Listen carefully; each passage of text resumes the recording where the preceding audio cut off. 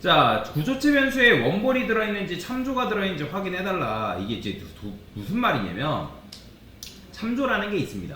자, 설명을 천천히 드릴게요. 일단 여기 구조체가 있는데, 자 보이죠? 구조체를 기반으로 해가지고 P1이라는 사람이 있대요. 그러면 여러분들 이 구조체의 사이즈는 어떻게 될까요? 사이즈 혹시 측정해주시면 돼요.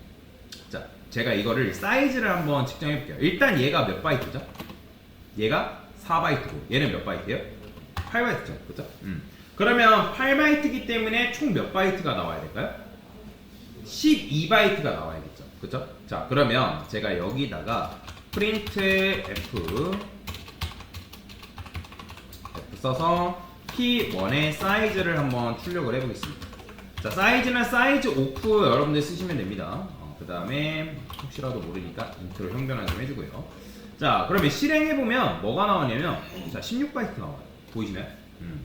자, 왜 16바이트가 나오냐면, 이거는 이제 메모리와 관련되어 있는 건데, 물론 여러 말이에요.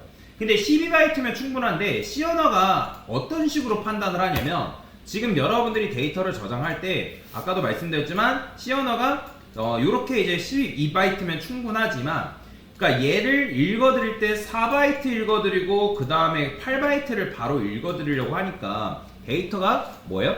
누락되는 거예요. 일관성이 없어서 일관성이 없잖아요. 지금 4바이트 했다가 갑자기 8바이트를 읽어드리려니까 C 언어가 야 이거 너무 좀 데이터에 대한 누락이 발생할 수 있을 것 같은데 라고 생각을 해가지고 얘가 내부적으로 어떤 식으로 처리를 하냐면 그러니까 8바이트짜리 그러니까 12바이트면 아까도 말씀드렸지만 12바이트면 충분하지만 이 8바이트 제일 큰 메모리 크기의 배수만큼의 메모리를 확보해요. 즉 얘가 8바이트긴 하지만 C 언어가 내부적으로 요 4바이트짜리를 뭘로 취급해버리냐면 8바이트로 취급해서 다룹니다. 그러니까 실제로 4바이트는 맞아요. 4바이트는 맞는데 메모리를 할당할 때 4바이트만큼의 메모리를 확보하는 게 아니라 8바이트만큼의 메모리를 확보한다는 거예요. 왜? 자, 이거는 이제 CPU랑 관련돼 있기도 한데 이 CPU가 계산을 해야 되는 거잖아요. 어쨌든 계산을. 그러면 얘가 데이터를 읽어들 때 한 번에 읽지 못하고, 그러니까 8바이트로 돼 있으면 쭉 이어서 읽을 수는 있는데 규칙이 있으니까. 근데 갑자기 4바이트 됐다가 8바이트 됐다가 1바이트 됐다가, 그러니까 메모리에 연관성이 없잖아요. 그죠? 그렇기 때문에 CPU가 제대로 데이터를 읽어드리지 못할 수 있어서, 그래서 이 데이터를 2번 읽어야 되는 문제가 발생할 수 있단 말이에요. 그러면 2번 읽어드리는 바람에 데이터가 누락될 수도 있고 잘못 읽어드릴 수 있고 그런 문제가 발생할 수 있기 때문에 C 언어 내부적으로 컴퓨터가 어떻게 처리하냐면 4바이트짜리를 8바이트짜리로 취급해서 메모리를 할당한다는 거예요. 즉 제일 큰 메모리의 크기만큼 뭐한다? 할당한다. 그러면 실제로 얘를 4바이트를 8바이트 취급하는 건 아니고 플러스 4바이트만큼 뭘 주냐면 패딩이라고 해가지고 여유분의 공간을 마련을 하는 거예요. 그러면 실제 얘가 4바이트긴 하지만 플러스 4바이트짜리를 또 만들어요. 이렇게. 그러니까 얘 이제 그래가지고 8바이트 취급하는 거고 그 다음에 8바이트짜리 이런 식으로 있는 거고.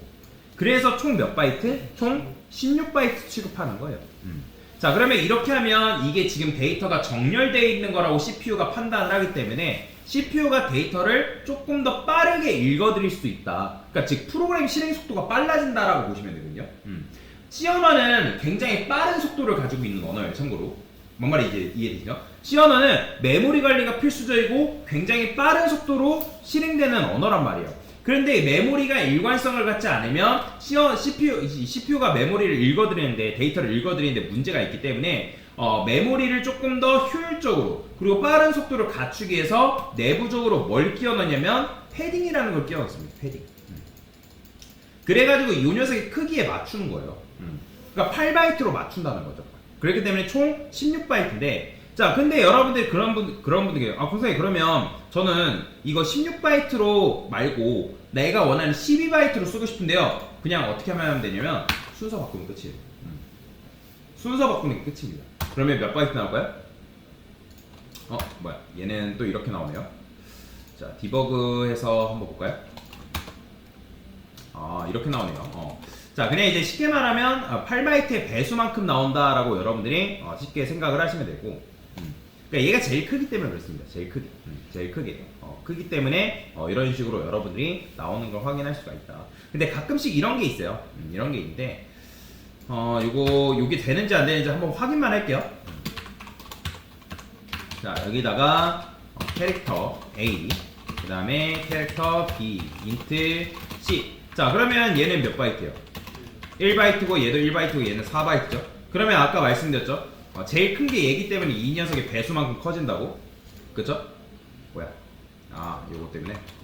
자, 됐어요. 그냥 이렇게 쓸게요. 자, 보이죠? 배수만큼 커지는 거. 그죠? 428. 428이에요. 그러니까 얘네들이 그러면 어떻게 되는 거예요? 얘랑 맞추기 위해서 여기다가 플러스, 그러니까 더하는 거예요, 계속. 그러니까 플러스를 하는 거죠. 그러니까 이가 크기에 맞추기 위해서. 그러니까 그래서 얘는 4바이트고, 그러면 여기에 내부적으로 몇 바이트씩 추가되는 거예요? 얘가 이제 2씩 추가돼가지고 4바이트로 맞춰지는 거예요. 그래서 이제 배수가 되는 건데, 근데 이제 요게 위에 있으면 얘는 이렇게 하네요. C 언어는 이제 이런 식으로 판단을 하나 보네요. 그러니까 어떤 거는 이제 이거는 이제 뭐랄까 프로그램마다 다르긴 한데 이런 식으로 처리했을 때 정확하게 이제 4, 5 해가지고 6바이트가 나오는 경우도 있거든요. 6바이트. 근데 뭐 지금 같은 경우는 뭐 이렇게 되네요. 자, 그러면 그냥 넘어가겠습니다. 자, 프로그램마다 다른 걸로 이해하도록 하겠습니다. 그러면 그냥 이해를 할 때 이렇게 이해하시면 돼요. 지금 이렇게 있으면 메모리 크기가 제일 큰 거를 기준으로 해가지고 얘를 뭐한다? 배수만큼 증가한다 라고 여러분들이 그냥 이해를 하고 넘어가는 게 제일 편합니다. 자, 하여튼 이제 이렇게, 그러니까 왜 그렇다고요? CPU가 데이터를 조금 더 효율적으로 읽어드리려고 그렇게 처리를 하는 거다라고 보시면 됩니다. 자, 근데 이제 중요한 거는 구조체 변수에 원볼이 들어있냐 참조가 들어있냐 이게 지금 핵심이다라고 말씀을 드렸잖아요. 그쵸? 자, 그러면 제가 여기다가 프린트해서 자, p2.name과 그 다음에 p1.name을 한번 그러니까 p2의 age 값. 자, 그러면 이거 둘 다 뭐 나올까요? 그냥 홍길동과 홍길동 20이 나와버리는 거예요. 보이죠? 홍길동 20이 나오는 거. 그쵸? 이런 식으로 확인이 가능하다는 거예요. 당연하죠.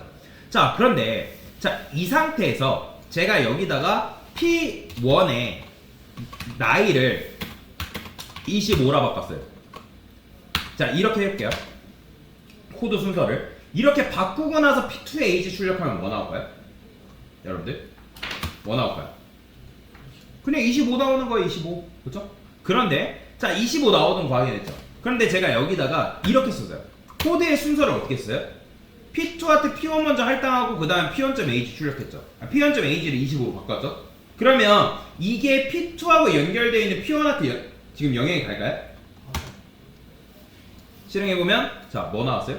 20이 나옵니다. 22. 왜 22가 나올까요? 뭐 순서대로 수령한 것도 있는데 요걸 이제 메모리 구조상에서 이해를 해야 되는 거예요. 자, P1이 그냥 이제 뭐 그건 아니지만 주소값을 가지고 있다 해볼게요. 그냥 P1이 주소값, 실제로 뭐 주소값이 가지고 있는 건 아니지만 그러면 이 P2 안에 복사되는 거는 뭐가 복사되는 거예요? P1의 주소값이 복사가 되는 거죠. 이해가 되시나요? 자, 다시 P1이 주소값을 들고 있다고 그냥 가정을 할게요. 자, 가정을 한다면 P1의 주소값을 P2한테 주는 거잖아요.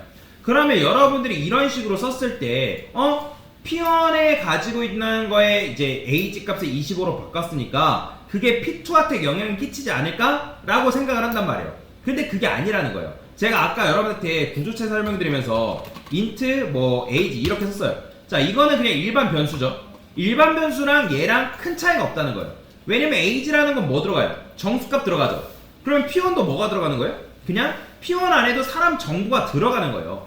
얘는 포인터 변수인가요? 아니에요. 포인터 변수가 아니죠. 그쵸? 포인터 변수 아니죠. 자, 포인터 변수는 주소를 담는 변수긴 해요. 그쵸? 근데 일반 변수잖아요, 얘는.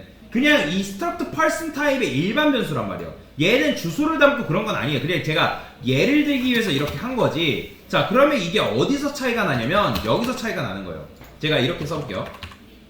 자, 지금 p1.age를 뭐 22로 이렇게 출력을 했는데 제가 이 상태에서 change라는 함수를 만들고 자, change라는 수를 남기고 p1을 넘겼어요. 자, p1을 넘겼습니다. 그 다음에 여기다가 void change라고 쓰고요. 그 다음에 struct first p라고 썼어요. p. 자, 그 다음에 p.age를 제가 50으로 바꿨단 말이에요. 55.